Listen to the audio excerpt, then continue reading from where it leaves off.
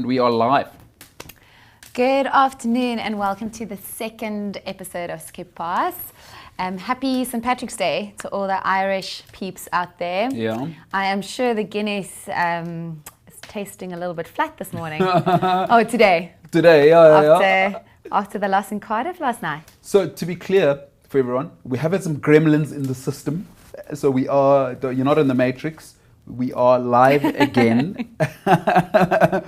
And that Guinness must be tasting flat. And we had mentioned a bit earlier, but Woude, you probably are feeling a little bit like most of the Welsh fans this morning. You had a pretty decent evening last night. I did. I had a wedding yesterday and I had a bachelorette last night. So. And did the bride say yes? Yeah, she did. Oh, okay. She did say yes. That's a bit of a boring wedding.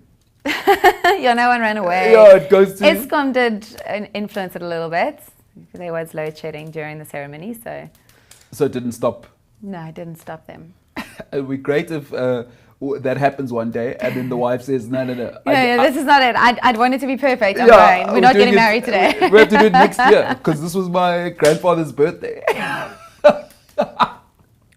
Yeah, I need that to happen.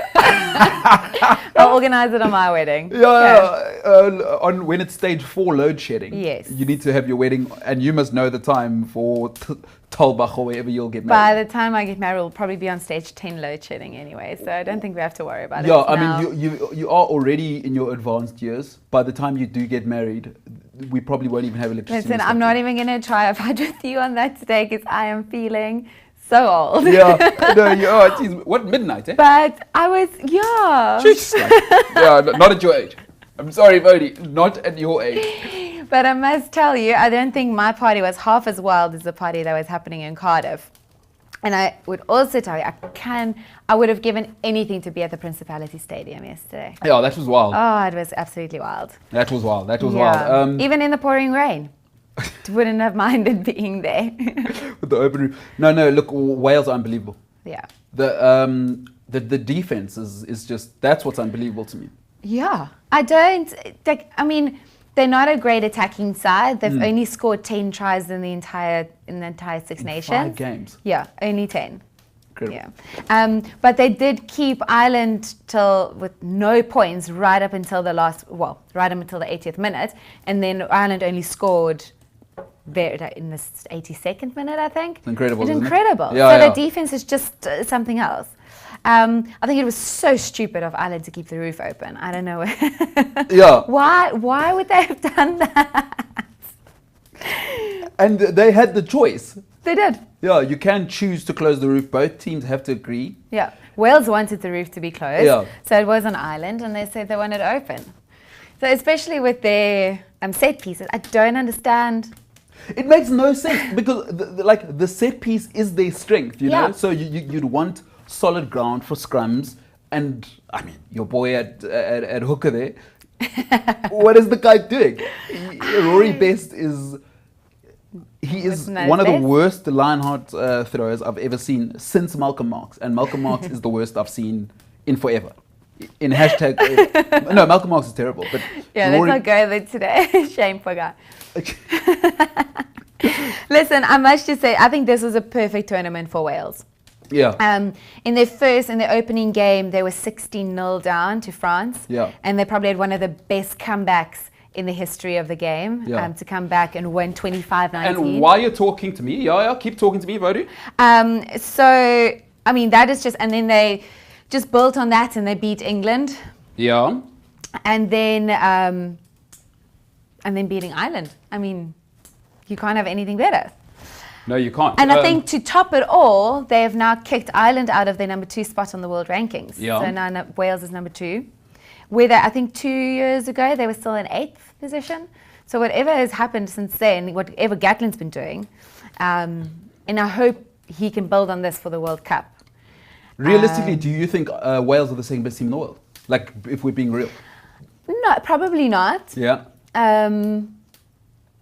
I just think I almost get this feeling that, you know, like that camaraderie we had in South Africa with the Springboks in '95 World Cup. Yep. They weren't necessarily the best team, they weren't the best players, but just for some other reason, they just worked and they just had the heart to really play rugby. And I kind of feel like that's what's happening at Wales at the moment. No, 100%. I'd have to agree with you, Woude. Yeah. And defense wins tournaments. That's what, like, especially big Wins tournaments. World Cup. It really does, doesn't it?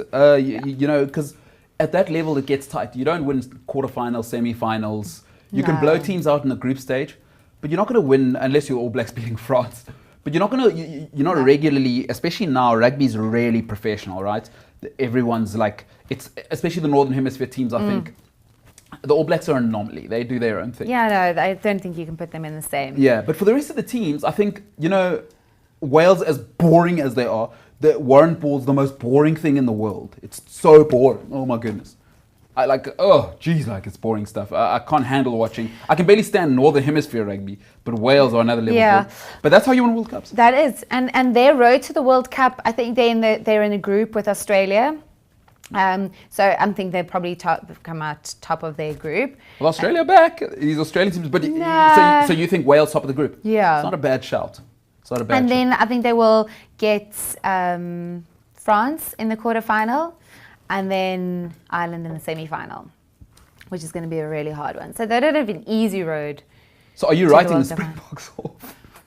Okay, we'll get to that. But listen, some of the game yesterday, to me it was super interesting. Like, you're looking at how clinical Wales are. You know, it almost reminds you of what Ireland were last year. Yeah, but the last 2 years. Yeah, and also just I think the Welsh, their discipline, their patience that they have to just put up the racks and like keep it very. They're keeping it very simple. Very basic, and they play to their strengths, and that's what I love about the Welsh team.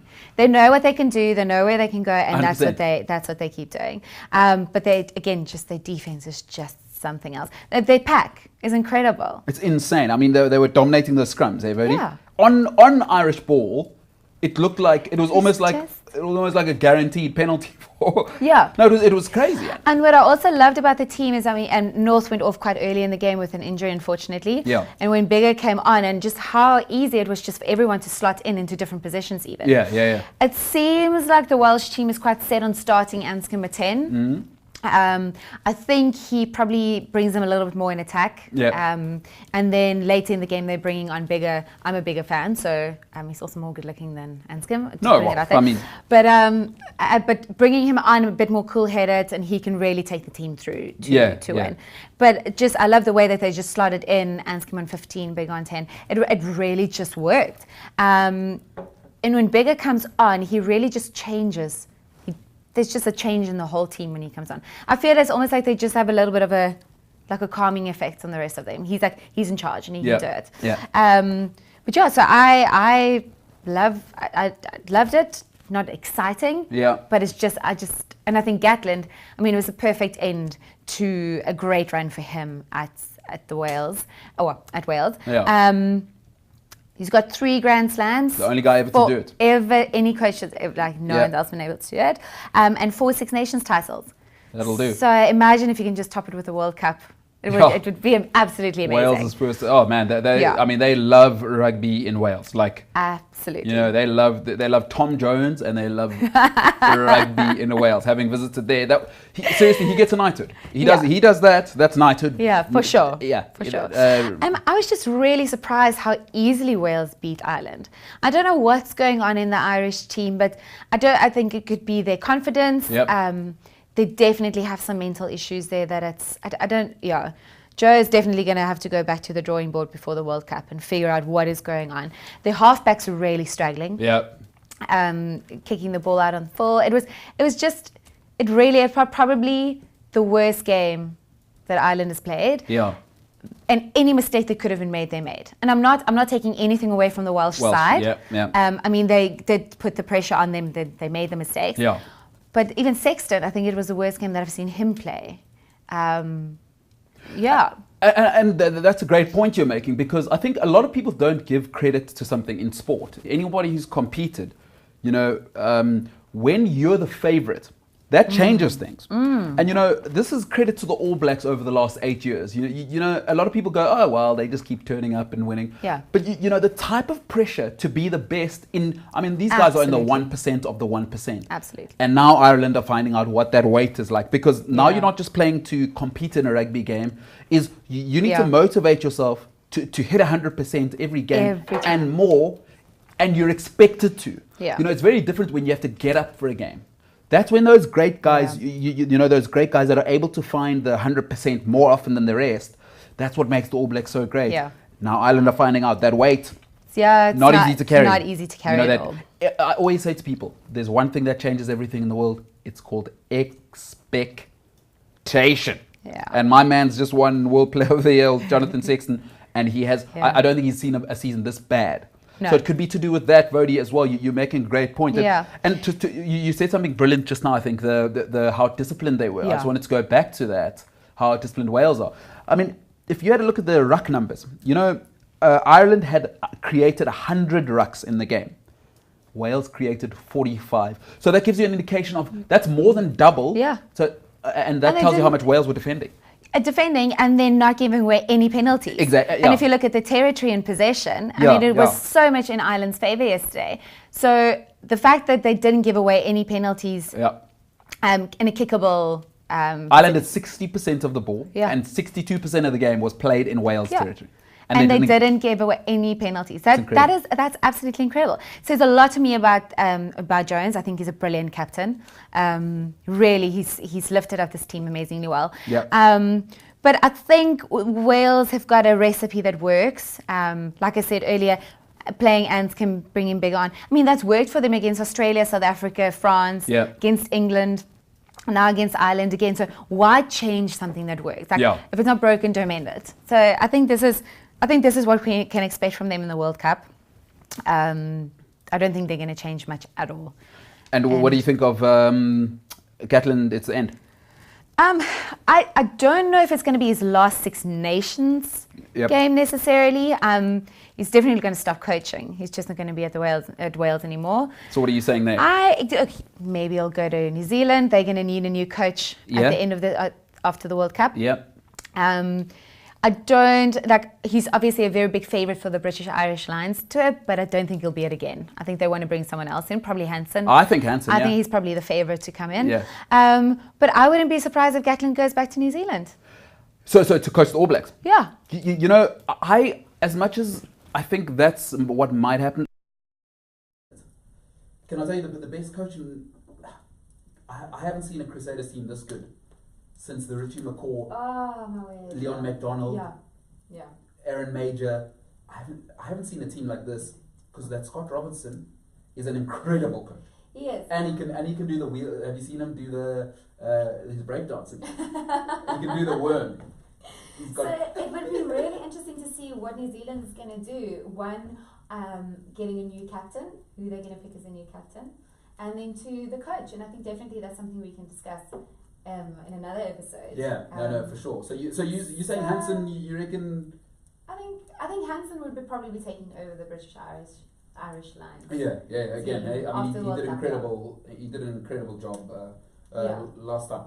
And you keep making such great points, Woude. I never thought I'd say this to you. But, you keep making such great points, again, about that discipline. I keep thinking back to it, and I was looking at, Wales forced 20 turnovers, and Ireland only forced 8. That's with half the ball, less than half of the ball that Wales had. Yeah. They still forced more than twice the turnovers. That lets you know how disciplined. Everybody knows. In rugby they call it alignment. You see the All Blacks beat everybody. Everybody thinks it's the skills, but with the All Blacks, it always feels like everybody's in the right place, and people go, "Oh, that's weird." It's not by mistake. It's called alignment. When props can be in the center position, but he knows where to be, and I think you saw an element of that, especially on defense. Yeah. You see locks and props in midfield, and no problem. Yeah. Tactically and technically, they're in the right place. Yeah. I think Gatland's coached that. Yeah, but again, it comes down to the coaching. Yeah. Just knowing what you need to do, and again, just keeping it simple, not trying to do anything spectacular or extravagant. You know where you need to be. and just slotting in into those positions. Yeah, so you're saying... So for me, it's like I always said that New Zealand can literally just throw the ball in the air, and there will always be two guys that are going to catch it. Yeah. And that just makes it so easy. That's why their offloads are so much better. That's why they can create space. Yeah. But yeah, so I definitely, like, I would be very interested to see what Wales is going to do going forward into this World Cup. Yeah. No, I think that's gonna be awesome. Speaking of that, Woude cycled tour last week, so you're a cyclist now. By the way, folks, if you haven't heard the news, Woude is officially a cyclist now. I would not call myself a cyclist. It's official. You know, I phoned my mother after the cycle tour and I was like, oh, this is so boring. Yeah. And she says, you know, you do that every single time after you cycled. Yeah. How many have you done? This is my second cycle tour. But in between that, I haven't cycled for 8 years. Oh, wow. So the first time I got onto my bike for the cycle tour was cycling from my house to the start of the cycle tour. When I arrived there, people are like, everything is so brand new. I was like, literally, I bought this shirt yesterday.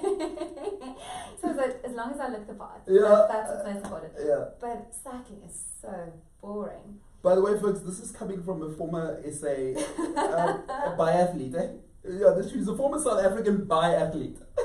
I literally feel like, give me running and swimming any day. Really, yeah? Oh, I would run for 6 hours, but not cycle. I literally feel like the only thing I got from the cycle tour was a sore butt and a terrible tan. And 1,500 vitality points, at least. Yeah. No. So I'll be getting a few more smoothies. What's your favorite smoothie flavor? I like the blueberry reefer. Blueberry reefer. I knew, yeah. Okay. Try it. Alright, probably not, I'm not that guy. But I must also be honest, I would much rather sit on a bike for 6 hours than watch freaking South African rugby. I cannot. It is so boring. It's like watching sumo wrestling. That's There's no better comparison. It's what I don't understand is how are we going backwards? Our players are less skilled now. Yeah. Or I don't know if it's the coaching. We've got great players. It's the coaching. Like, how are we going backwards structurally? No. So, you know, I didn't watch a lot of rugby yesterday because of the wedding, and I was literally streaming the Wales game on my phone under the table at the wedding. Who's this lady streaming? Yeah, this is this chick streaming. Because you know how the world we live in, usually that's the guys annoying his wife. But here's this... Yeah, I know. What is this chick doing? Yeah. Well, at least, like, look, the guys are sitting next to me, like, it was a dry wedding. Yeah. So they smuggled, like, alcohol in. You have an app now where you can order alcohol, like, order in or Uber Eats or whatever. So it's like an Uber for alcohol? Yeah. Do they have a closing time? I don't know, I've never used it. This is incredible. And then anyway, so they were like pouring like gin and tonics under the table.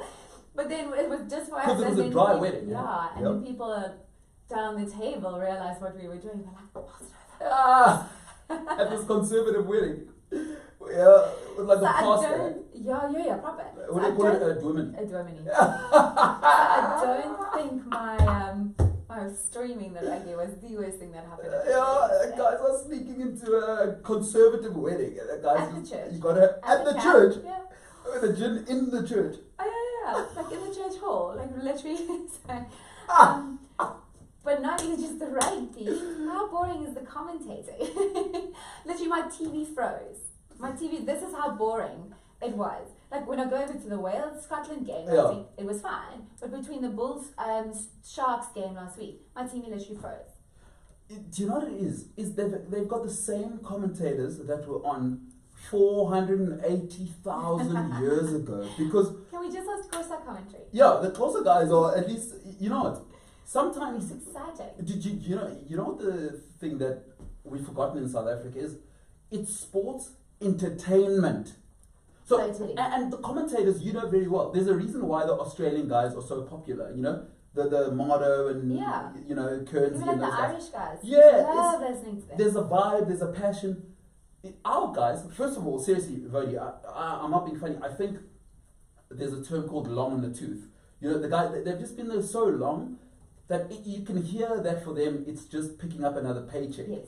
You know, when I watch the Varsity Cup guys, the commentary for those guys, I mean, like, well, let's not call any names, but anyway, I love the commentator for Varsity Cup. Yeah. Because the guy's clearly young, he loves rugby, and he's excited to be around it. Like Jets, it just brings a different yeah. energy to So it. these guys, the guys that are there, seriously, some of them have been there 20, 25 years. So what is there that they haven't seen? So for them, it's just turning up again. Yeah. And even if you want to keep these guys, okay, like I understand let's face it, it's still a boys' club, but bring in young guys to kind of bounce off these guys. Like, people are paying 1,000 rand a month to be able to watch rugby. Yeah. Like, give them something. No, it really, and I don't know. It's ridiculous. It's really boring. And then watching these guys play, it's so. I mean, you and I both know how we feel about Dwayne Vermeulen, but Oh yeah, no. Watching him play last week, it was just. Then you have him up against Dan Dupre, who's this young, like funky, cool. Like, if you even look at the numbers, just how many meters Dan has run, carried the ball, everything. Yeah. Dwayne is great when he is at the breakdown. Yeah. But the times that he's actually at the breakdown, because he's too flippin' slow to get there. Yeah. So you can't get there. And but they keep just sticking to it. And then when he picks up the ball, he like runs like 1 meter and then he just falls. If someone tackles him or not, he's just going to fall. So Yeah, it gets to you. I'm like, And then we have these really exciting youngsters coming through, but we're not giving them any opportunities. But we're just, I think maybe it's just South African rugby is just scared to make a change. And it's because we've had these guys at the top who have been there for hundreds of years. Yeah, literally. Just let them all go. And this is what's interesting with now what's happening at the Bulls. Yeah. With Zondag coming out and saying, guys, this is what we're doing. Yeah. And no one's going to like it. Yeah. It's hectic letting 100 players. Yeah, I mean, they're letting 100 lads go. That's so plenty. booting them off the book. So now, I feel very sorry for these youngsters. Yeah. Don't know where they're going to go, but hopefully there's a plan for them. But he just comes out and says, this is what we need to do. Yeah. So, I mean, I don't. What do you think? Well, first of all, for the players, you know, this thing in society that we must feel sorry for the rugby players. Do you feel sorry for a surgeon when they don't get into? So no, like elite sport is an elite place. Not everybody gets this. This isn't Montessori. I think if they've been promised something, the guys have been promised something, and now letting go. That's what I feel sorry for them for, because they kind of have this idea. This is what we're going to do. With the new guys coming in now, I think if the Bulls sign 1 or 2 players. Well, Zondag interestingly said he doesn't intend to sign any school players next year, and I loved some of the things he was saying. Even to touch on your first point, Zondag for those people that don't know, Alan Zondag he's the director of rugby at the Bulls, and what he said was each and every guy that the Bulls let go, because you know South African rugby players are loved everywhere. We're great athletes. You can work with that. Most of our guys are phenomenal athletes. And let's face it, our schools rugby is probably the most professional in the world. Maybe? I don't know. I just think the system that they have in New Zealand is better than the system we have here. I think it might be professional, but it doesn't mean that it is actually doing what it's supposed to be doing, because we don't have a proper system in place. No, I think we just have to separate those two things, being professional and having a system where these players actually come through. So what I mean is our guys are playing at close to a professional level in school more than anywhere else in the world, just because of the number of schools we have that are serious about rugby. So in New Zealand, there's a few elite schools, and they're having a bit of a problem now with those schools buying players, which happens in South Africa as well. But here, what's great about South Africa is, first of all, we have too many rugby players in South Africa. Our population is still large, but we have so many of these elite schools spread over the country that, you know, when you look at them just in the Northern Hemisphere, you think St. John's, Affies, Waterkloof. Think of these schools. These are so these young men in South Africa come out at 18, 19. No other country has this, because remember, in the UK, sport isn't like this. There's a few. What happens is it's club sport for public people, and then in the private schools, and there aren't that many private schools. Remember, cricket's huge there. Yeah. So in the private schools, it's not like here where rugby is the winter sport at this level. So our athletes, our rugby players, when they get to 18, 19, I believe, physically and just having played intensity of rugby, they're more ready than anybody else, which is why we're capable of churning out guys, and then they go to Europe and he's not good enough to get in the Bob team, and you go, you know, so that's just my thoughts, is that I love what the Bulls are doing, and I feel nothing. I feel nothing for the players. I think we're going to be losing a lot of great talent from South Africa because of that. A lot of guys don't peak at 17 or 18 That's a great point. or 16, 17, 18 when these scouts are looking at who we're going to sign. That's a great point. So now we're going to lose. So we're going to have great players, but we're not going to have the best players in the country anymore. And do you think that's because of money, or do you think we're just losing the talent? I definitely think money plays a massive role. Yeah. I don't think the money is getting distributed properly in South Africa.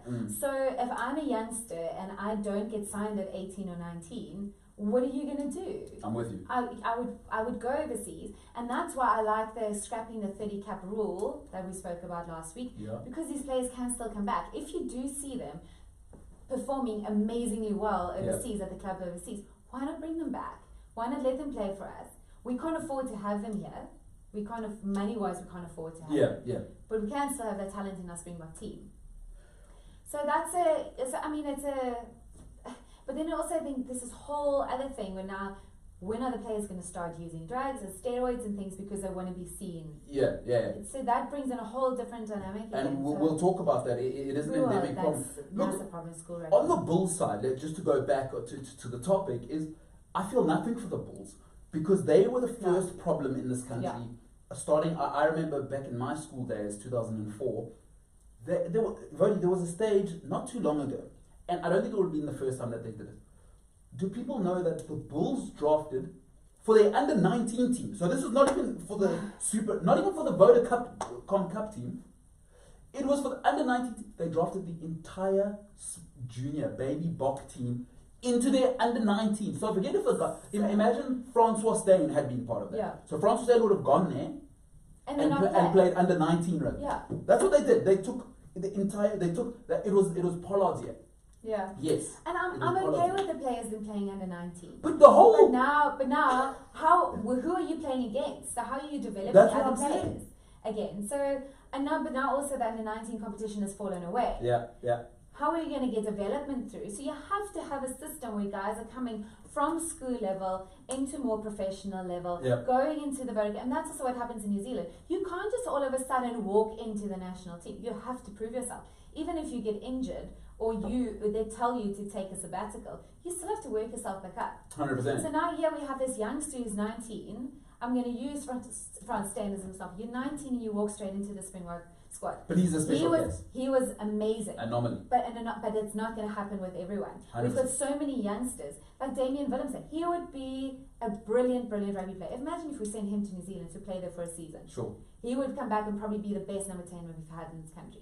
100%. But we don't. But he doesn't get a chance to play. And he's playing full back. They're gonna exactly. So now they're making me utility back. Don't even get me started on utility backs. But play a guy in his position. Let him specialize in the position he needs to be in. We've ruined so many players. We've ruined so many players, and there's so many players that because of that had to leave to go play overseas. But we'll come back to that because I want to keep talking about what you're saying about the Bulls thing. I think with the scrapping of the under 19. There's a very simple solution. Just make varsity cup, right? So my solution is under 19. So if you're playing in varsity cup, nobody above the age of 21 should be allowed to play varsity cup.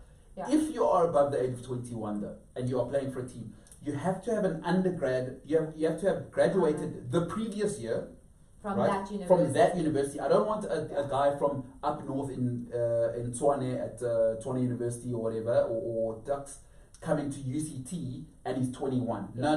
That doesn't work. So we must make it fully professional, because that does one thing, right? Then we dedicate all of our energy, and naturally all of our best young players go, if I want to stay in South Africa, at least now, because right now young players don't know where to go, right? It's like, let me go to the Bulls, let me go here. Whereas, in college, in the NFL, the young players know what to do. There's 5 or 6 schools. You go to Alabama, you go to Texas, you go to Clemson, you go to all of the USC. There's certain schools, if I go there, I'm going through. So so for me, cap the number. If you're older than 21, you really shouldn't be playing varsity cup rugby anymore. And also then the unions don't have to carry that weight of paying these players, because the university will be paying them. So it also takes that financial burden off the unions to have to cover the cost. Because I think also in Pretoria with the Bulls, think there were only 28 players that was actually playing through the university. Yeah. And the rest of it all had to come out of the Bulls' pocket. Yeah. So I completely agree with you. I think, but there needs to be a feeding system. Make it professional. Make it professional, but we're not going to have a feeding system if we keep taking all of these things. So I think what is also happening is that we keep having all these great ideas and people just do it without thinking of the consequences afterwards. Yeah. So now the under-19 system has fallen away. But what now? What about the youngsters? We're not creating a different space for them I'm with you. to play somewhere. Yeah. So I agree that it needs to happen, but just have a plan. So And that's what That's you a asked great me point. earlier about the money. So I do think we have the money in this country, but it's not getting distributed in the right way. I'm with It's you. not going to the players where it should be going. Yeah. And I think the biggest problem is management and It's coaching. awful. It's awful. There's absolutely no proper management and coaching in this country of the talent. We have amazing We talent. really do. But if you have amazing talent with a great system, Yeah. then we're going to be unbeatable. System beats individuals. You're 100. Yeah. I couldn't agree. But I think you know one thing that's happened, and I think the global North teams are starting to catch up for a reason, Yeah. and the All Blacks are ahead for a reason. Yeah. They're professional. Yeah. You know, you look at how they're starting to run Joe Smith's, no matter what you think, Gatland. He took that New Zealand approach. Both guys have gone copy-paste. You know, Ireland is the only country that I'm aware of in the world where it's literally in the coach's contracts that they may not pick a guy if Joe Smith says he must rest on this week. Yeah. Not even in New Zealand. A lot of people think in New Zealand it's written, but actually in New Zealand it's just agreed by mouth. It's changing a little bit now. Yeah. A lot of these players are choosing when they want to play. Exactly, because it's not written. But in Ireland, that couldn't happen. Yeah. So in South Africa, what's happened, I think, is the players have become more professional than the administration. Yeah. And I mean, what's the saying? You can't have the prisoners running the asylum. Yes. And that's the players are more professional than the people administrating them, which is why it's a mess. Yeah. And South African rugby, I don't know how many times we're gonna have to say this. Get it together. So like it's not about these powerful individuals with money. And you know the money thing is there's plenty of money in this country, but people with money, they don't take their money where they can see people on serious. And there's lots of rich people here. I live in the Western Cape. I mean, There's look billionaires at what galore. Rupert was doing at Western Province, Western Province.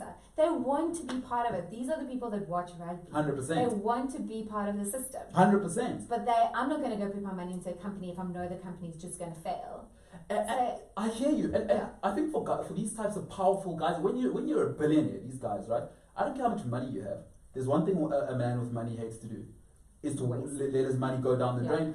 And they would. Yeah. I think these top guys, these powerful billionaires, they wouldn't even be really saying become a profit-making entity. Just be serious. Yes. That's all they want. And South African sport is maybe the least.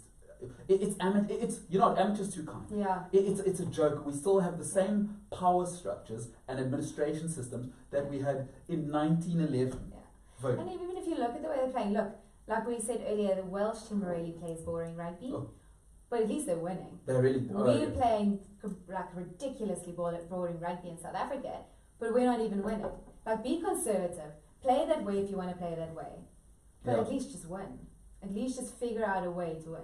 And we're not able to do that. And it's not because of the players. We have got great talent in this country. 100%. And if you look at the youngsters, like again, the youngsters coming through, like the way that Roscoe was running. Oh. Fantastic. Ooh. I mean, we can talk about this again, but I've always said the backline players have to play a season of sevens. It just lets you see the game completely differently, and it helps you to get out of very tight positions and moving in a different way. Yeah. The guys are very flat. Yeah. In our backline, I mean, we've got great, fast, athletic guys. Look at Cyle. Yeah. Fullback. What a play. Again. What a play. But we're not playing them. So where's it? And this, I think, is also coming in where a lot of the players are actually above the management, so that we're going to be playing. Or these players are going to be playing. Got you. So after this World Cup, I think we've kind of given up on this World Cup. After this World Cup, they need to get these youngsters in. And have them in the system and have them play. Have a system. The thing is, what system? The biggest thing is just having a system. Not a remorse, because guys, it's just like, oh, he's good. Put him in. Yeah. Like, you know, the reason I think making varsity more professional would also help is you also allow the guys' characters to develop. Yes. You know, a big part of sport is it's not just about the playing.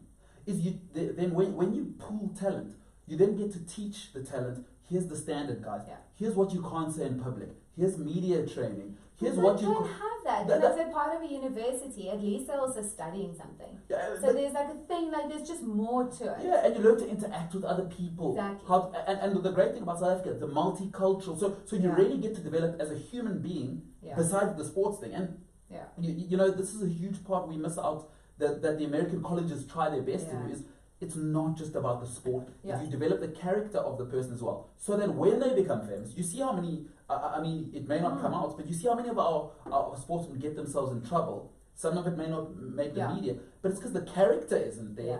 Yeah. But we don't have a structure for them. Yeah. These are young men and you want to pay them 2 million rand a year. What would you What do are at they gonna 19? do? Exactly. What would you do at 21 with 1 million, 3 million, 4 million rand a year? Definitely. You know, so I think, Woude, you've really nailed it. To kind of finish this Yeah. kind of point off of, I love Zonda and the way he Yeah. was talking. He said they're going to have a plan. They're not going to have 15 guys for a position anymore. Yes. He said if we need 5 or 6 in a position, he's going to now find a place for these 100 guys. So anybody who is going from the Bulls, they're not just chucking them out. Yeah. He said they're going to go and interact with guys because everybody wants players. He's going to talk to teams overseas. He'll talk to Yeah. other unions and place these guys. So we must be. He's not just chucking the 100 Yeah. that they're cutting. Everybody will be moved if they want to continue with rugby. It may be at a lower level overseas or here, Yeah. but you will be relocated with us, which I think is awesome. Yeah. Because he doesn't have to do that. Yeah. It's a waste of his time. Listen, No, it's I think professional it's sport. great. I think it's really great that he's doing that. But So- there's a pattern, isn't there, in South African sport? The Lions were broke last in less than 5 years ago. Louis Late, we know that mess. I know the richest union in South Africa is doing this, so it's going. I mean, Rupert bailed out the Stormers recently, And then they just messed that up again. and then John Smith was the CEO of the Sharks. Like, is that one of the biggest rugby sports brands in the world? And you just because my mate John used to draw for the And Springboks. what he did there was just absolutely. It's a joke. No. The CEO needs to have skills on business development, running a team, That's project a management. businessman that's in charge of it, not a. You can't have my mate who used to draw. No. Yeah, he's a good oak. Let me hook him up a job. At Yeah. So I think this proves exactly what you were saying. Yeah. Is the amateurs too kind. The diabolical nature of administration in this country is there for all to see, and the pattern's there. So we don't need to. It's not like we're being controversial about it. Just look at the patterns. Yeah. So for me, it's disgusting. And the South African rugby administrators, I'm talking right from Saru at the top with you, the man who I cannot stand, Yuri Roo. I do not know what's going on there. The Oak is a shambles. Yeah.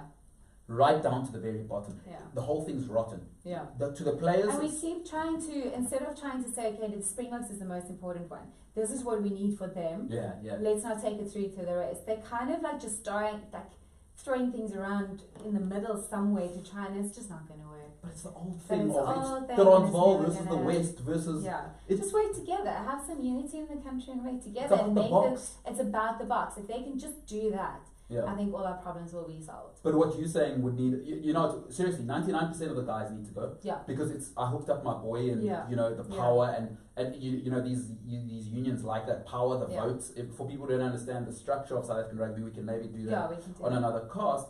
But you've nailed it, Woude. Yeah. I think, guys, get rid of 99% of the guys. Let's get fresh, professional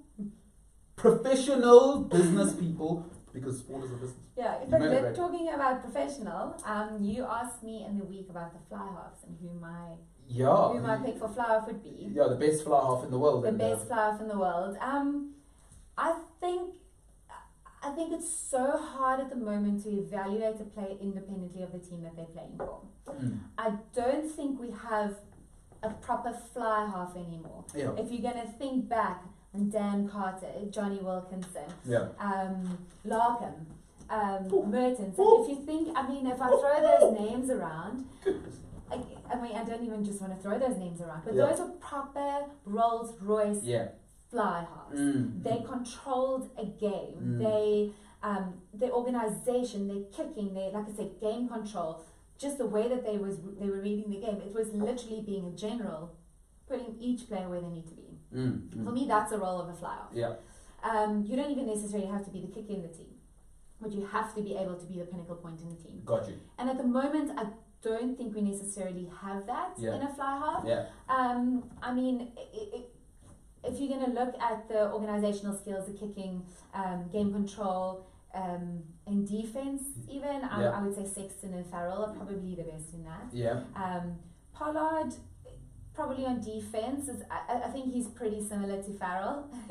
But then again, Farrell is probably the most crucial number 10 in the world for the team that he's playing in. Mm-hmm. But he can do the same at 12 as he does at 10. Got you. So he doesn't need to play fly half. Yeah. And again, that's taking away from the role of what a fly half needs to be. Got you. In attacking contributions, I would put Barrett in there again. Because Yeah. Barrett's just great on attack, and then also just the way he moves through a team. Yeah.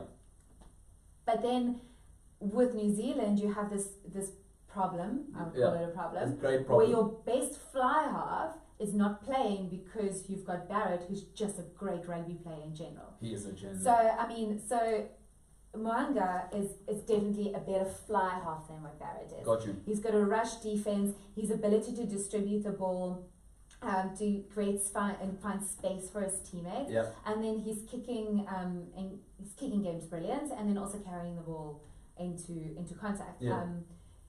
So that is probably the one player that's that fly half for me. Australia hasn't been able to find one after Larkin. Quade Cooper's got quite all over the place. Yeah. I mean, he's very glitzy and gabby, but I think what we need to realize now is the key point is, for me, you have to have a good number 12 next to your fly half. Yeah. It's just a release point. It's just another set of eyes, another decision maker in the team, and for kicking support, and then just a different perspective on the game. If you look at Farrell and Ford, how well they work together. Sexton is not half as good without Ringrose next to him on the field. Yeah. And we saw, I don't know if Ringrose was playing yesterday. Maybe No. that's the reason why Sexton struggled so much yesterday. Yeah. I don't know. And then obviously also your scrum off for distribution. And if you look at South African rugby, we don't have any of those. We don't have a 12. Oh. So poor Pollard, and I know you don't like him, but poor Pollard has to literally do everything. Yeah. He just doesn't get a clean ball from the scrum or from the rucks, from the breakdowns. So what can he do?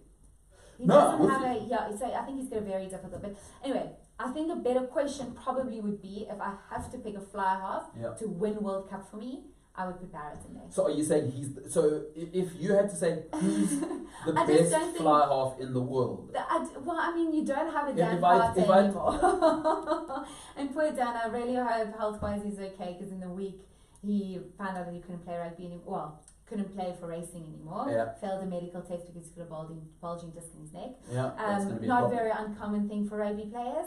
But now he wants to go back to Japan and then play for the Steelers again next season. He's 37. Yeah. Hang up your boots at some point. I don't know. I don't want him to. Nobody has enough money, buddy. I've never heard anyone say, "Oh, all this money, I have enough of it." Nobody has enough money. I mean, so we don't.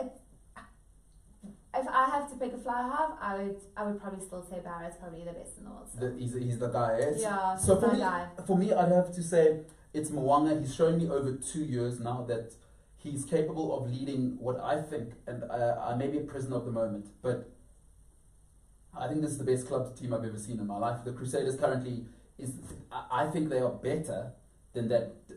I really believe it, because they don't have the same talent, but they're playing rugby that's from out of this world. Yeah.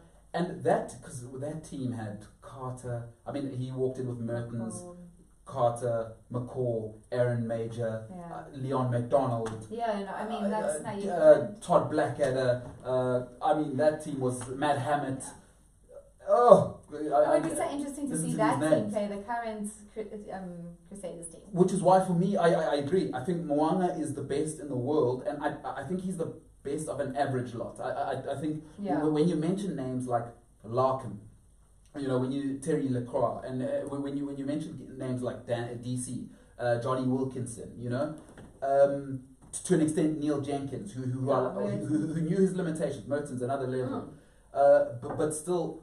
Those were classic number 10s. Like you said, it's a guy where I know he's at number 10. His decision making, 80% of the time, he's going to make the right decision. So I don't have to worry about him. Yeah. Forget about who's around these guys. Yeah. I know with Dan Carter it doesn't matter who you put next to him. He's going to realize we're struggling today. It's all about playing in the corners. Yeah. I don't feel like anyone in the world at the moment can actually do that as well as distribute, as well as defend. We don't have an all-round Flyhalf at the moment. And I think, unless you look at Mwanga's probably the most. I think he's the all-round, closest. Yeah. But I don't think he's got the experience to win a World Cup at the moment. Look, so one thing my reason for saying he's the best in the world is I genuinely believe Super Rugby is the second toughest tournament in the world after the Tri-Nations, okay? And I think the speed of the game, I think if Wales and Ireland came down here, it's over. They would get toasted because they don't see these type of athletes. They get the B-grade athletes. Now, when you go to New Zealand and you're playing the best guys every week, I'd love to hear what people think about that. But I think Super Rugby is the second hardest tournament in the world after Tri-Nations. But people are welcome to their opinion. And I think Mwanga's shown he beat Barrett 2 years ago. He beat the Lions last year. It helps when you've got this great young coach. I know. So I think he came into a team that really helps him a lot. Yeah. But I just don't. Maybe starting him at 10, give him a few starts now in the Super Rugby champs. In the rugby champs. Yeah. Give him a few starts, see what he does. But you're always gonna have Barrett there as a backup. You cannot. He's always gonna be that guy.